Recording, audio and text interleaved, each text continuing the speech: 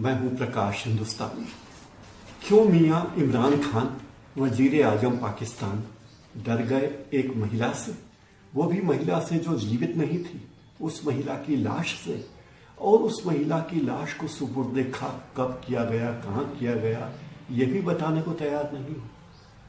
वो महिला जो 5 साल से पाकिस्तान छोड़कर जा चुकी थी, 4 साल से कनाडा में निर्वासित नागरिक का जीवन जी रही थी, उस महिला से इतने डर गए इमरान खान।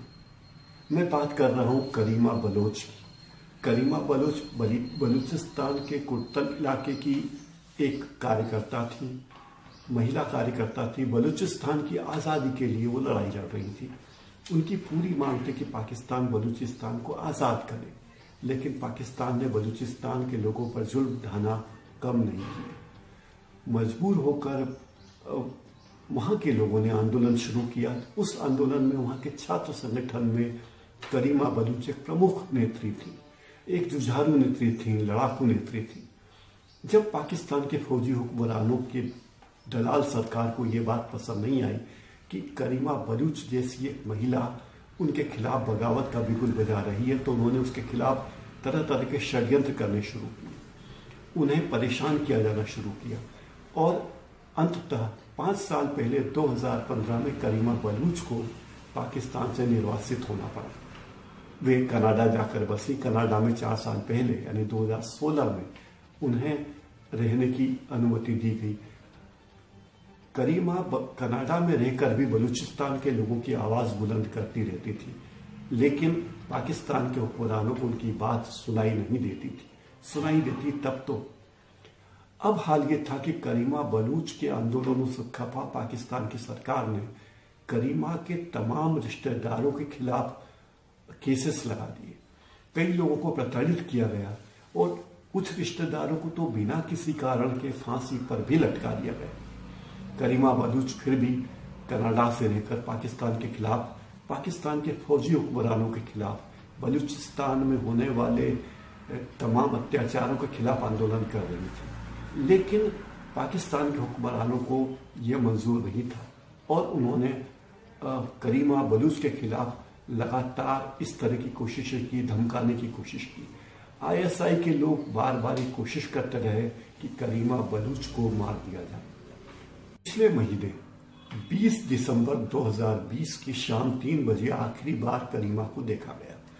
उसके बाद 22 दिसंबर 2020 को ये पता चला कि टोरंटो के पास की एक झील में एक लाश तैर रही है, किसी महिला की लाश तैर रही है। जब कनाडा के टोरंटो की पुलिस ने उस लाश को जब्त किया तो पता चला कि वो लाश तो करीमा बलोच की है।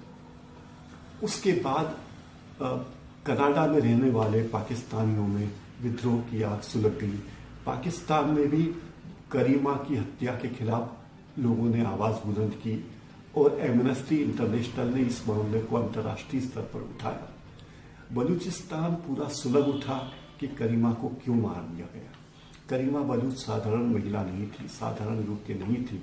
उन्हें BBC ने दुनिया की 100 सबसे प्रभावशाली और महत्वपूर्ण महिला नेताओं में गिना था। ऐसी महिला नेता को, ऐसी जुझारू महिला नेता को पाकिस्तान के खुफिया एजेंसियों ने कनाडा में मौत की नींद सुला दिया। और मौत की नींद ऐसे सुलाया कि किसी को पता नहीं चलने दिया।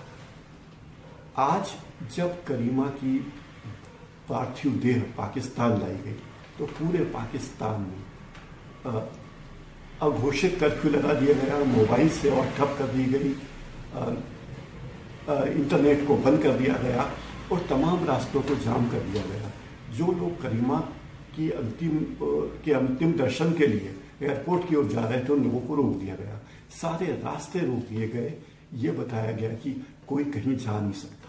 पाकिस्तान के सैनिक बलों ने करीमा बलूच की लाश को अपने कब्जे में लिया और उस लाश को किसी अज्ञात स्थान पर सुपुर्द खाक किया। आखिर ऐसा क्यों? करीमा बलूच कनाडा में जरूर थी, लेकिन वह पाकिस्तान के लोगों की आवाज़ बुलंद करती रहती थी। ट्विटर पर और दूसरे सोशल मीडिया अकाउंट में मैं बहुत सक्रिय थी और लगातार ये बात उठाती रहती थी कि पाकिस्तान के लोगों के साथ पाकिस्तान के लोगों के साथ अन्याय न हो, खास करके बलूचिस्तान के लोगों के साथ अन्याय न हो। जब 2015 में उन्हें कनाडा ने शरण दी, ऑफिशियल शरण दी, तब उसके बाद उनकी गतिविधियां और सक्रिय हो और तेज हो गई। 2016 में उन्होंने भारत से अपेक्षा की थी कि भारत बलूचिस्तान के मामले में पहल करे और पाकिस्तान पर अंतर्राष्ट्रीय रूप से दबाव डाले कि पाकिस्तान बलूचिस्तान में नरसंहार बंद करे। लोगों में ही करीमा बलूच ने हमारे प्रधानमंत्री नरेंद्र मोदी को राखी भेजी थी। वे नरेंद्र मोदी को अपना बड़ा भाई मानती थी और बड़े भाई के नाते छोटी बहन और उनके तमाम देशवासियों की सुरक्षा की अपेक्षा करती थी। नरेंद्र मोदी के नेतृत्व वाली भारत सरकार ने बलूचिस्तान के मुद्दों को अंतर्राष्ट्रीय मंचों पर उठाने की बिल्कुल कोशिश की, लेकिन ये बात भारत सरकार और भारतीय खुफिया एजेंसियों को पता नहीं चली कि किस तरह पाकिस्तान की ISI ने करीमा बलूच के खिलाफ षड्यंत्र किया है और टोरंटो में ही, जहां वे निर्वासित जीवन जी रही थी, उनकी हत्या कर दी गई। ये एक ऐसा मामला है जिस पर पाकिस्तान की अंतर्राष्ट्रीय जगत पर भारी थू थू थू हो रही है, लेकिन पाकिस्तान इस बारे में चुप्पी साधे हुए है, क्योंकि बलूचिस्तान पाकिस्तान की दुखती हुई रग है। बलूचिस्तान के लोग पाकिस्तान से पीछा छुड़ाना चाहते हैं, पाप काटना चाहते हैं कि पाकिस्तान किसी तरह बलूचिस्तान को आज़ाद करे और वे एक अलग बलूच देश के रूप में रहना चाहते हैं। तो पाकिस्तान की सरकार को ये बात बिल्कुल पसंद नहीं है और वह कोशिश कर रही है किसी भी तरह पाकिस्तान में बलूचिस्तान की आवाज़ कहीं सुनाई न दे। सबसे आश्चर्य की बात यह कि कनाडा के प्रधानमंत्री जस्टिन ट्रूडो इस पूरे मामले में चुप है। इतने दिन होने के बाद भी जस्टिन ट्रूडो के मुंह से चूं तक नहीं निकली। वो जस्टिन ट्रूडो जो CAA के मामले में पंचायत करते हैं, वो जस्टिन ट्रूडो जो भारत में किसान आंदोलन के बारे में तमाम बयान देते हैं, जबकि ये भारत का निजी मामला है। किसान आंदोलन, कश्मीर के मामले में भी जस्टिन ट्रूडो जो कनाडा के प्रधानमंत्री हैं, उन्होंने कई बकवास की थी। उन्होंने अलगाववादियों की भी बहुत पहल की थी, लेकिन बलूचिस्तान के मामले में पता नहीं क्यों उनको सांप सूख गया है। कुछ बोलने में ही उनको डर लग रहा है। क्या ऐसा लगता है कि जस्टिन ट्रूडो भारत के खिलाफ हैं?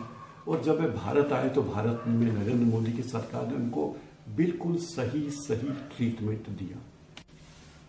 बहरहाल नरेंद्र मोदी की यह कथित मुंह बोली बहन अब इस दुनिया में नहीं है। उस बहन को, करीमा बलूच को, पाकिस्तान की हुकूमत ने कहां सुपुर्द खाक किया है, ये बात भी किसी को पता नहीं। अब पाकिस्तान में बलूचिस्तान को अलग देश बनाने की मांग करने वालों का आंदोलन कितना तेज होगा, ये बात तो कही नहीं जा सकती, लेकिन हाँ, पाकिस्तान सुलग रहा है।